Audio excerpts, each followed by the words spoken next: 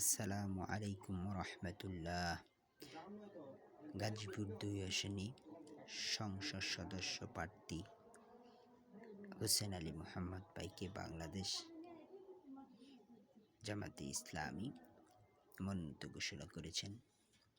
আপনাদের সকলে দোয়া এবং সমর্থন আশা করতেছি এবং বাংলাদেশ জামাতে ইসলাম দাঁড়িপাল্লায় ভোট দিয়ে এদেশকে একটি সুন্দর রাষ্ট্র, ইসলামিক রাষ্ট্র গড়ে তোলার জন্য আপনারা তাকে সমর্থন করবেন এবং যাতে এদেশ চুরিমুক্ত, অন্যায় অবিচার মুক্ত এবং ফ্যাসিস্ট মুক্ত একটি রাষ্ট্র গঠন করতে পারে, সেই লক্ষ্যে জামাতে ইসলাম এগিয়ে যেতেছে।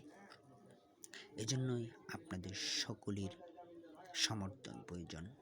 আমার ভাইকে ভোট দিয়ে তাকে সমর্থন করে আপনারা এদেশের কল্যাণ, এদেশের মানুষের মেহনতি মানুষের পাশে থাকার এবং ইসলামী রাষ্ট্র করার সুযোগ করে দিবেন ইনশাআল্লাহ।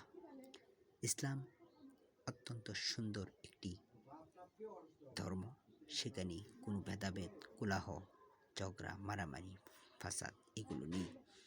এজন্য ইসলাম চায় যে প্রত্যেকটা মানুষ তার ন্যায্য অধিকার ফিরে পাক। আর এই অধিকার একমাত্রই আশা করা যায় ইসলামিক দলের পক্ষ থেকে।